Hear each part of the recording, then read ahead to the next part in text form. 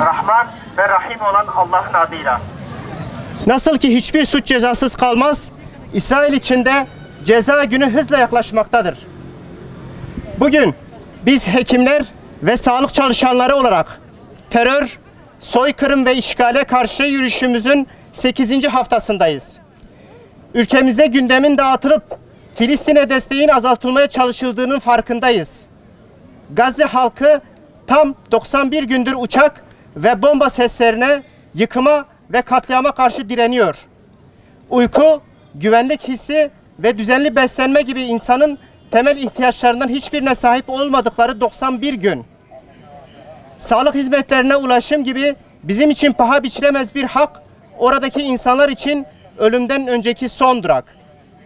Bütün bunlara direnen, İsrail tarafından uygulanan teröre rağmen korkmayan ve yılmayan Gazze halkını tutuklansalar da, öldürülseler de görevleri başından bir an ayrılmayan Gazze'li sağlık çalışanlarını selamlıyoruz. Biliyoruz ki onlar kan görmeye, aralıksız çalışmaya, uykusuz kalmaya alıştılar. Ancak hastalarına yardım edememeye, onları çaresizce ölüme bırakmaya asla alışık değiller. Buradan devletimize ve uluslararası yardım kuruluşlarına sesleniyoruz. Bizler Gazze'li sağlık çalışanlarıyla birlikte çalışmaya, oralarda kurulacak hastane ve sağlık tesislerinde görev almaya hazırız. Bununla birlikte İsrail tarafından tutuklanan ve türlü işkencelere maruz bırakılan 54'ten fazla hekimin özgürlüklerine güvenli bir şekilde kavuşmaları için ve yıkılan hastanelerin yeniden yapılması, güvenli bir şekilde işlev gösterebilmesi için gereken bütün çalışmaların yapılmasını talep ediyoruz. Tutuklanan hekimlerin ve yıkılan hastanelerin isimlerini basın kuruluşlarıyla paylaştık ve süreci takip ediyoruz. Meslektaşlarımız özgür, hastanelerimiz güvenli olana kadar durmayacağız.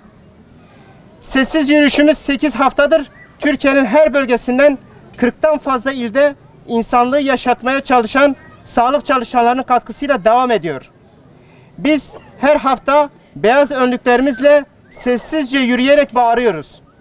Hiçbir katilin ve hiçbir teröristin yaptığı yanına kalmadığı gibi senin de yaptıkların yanına kalmayacak İsrail. Sen kaybedeceksin. İnsanlık kazanacak. Filistin halkı kazanacak. Beyaz önlüklerini soykırıma karşı duvar olarak örenler kazanacak. Yıktığın hastanelerin içinde bütün insanlığın hayatını kurtarmaya devam eden Gazze'li meslektaşlarımız kazanacak. İnsanlık dışı bütün eylemlerden kurtulmak için verdiğimiz mücadeleyi sonuna kadar sürdüreceğiz.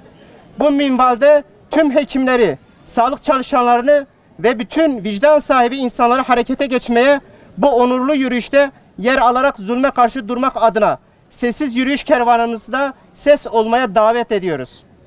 Kanıksamayacağız, normalleştirmeyeceğiz. Sabırla ve azimle zulme karşı duranlar olacağız. Hepinize çok teşekkür ediyorum. Yürüyüşümüz burada sona ermiştir.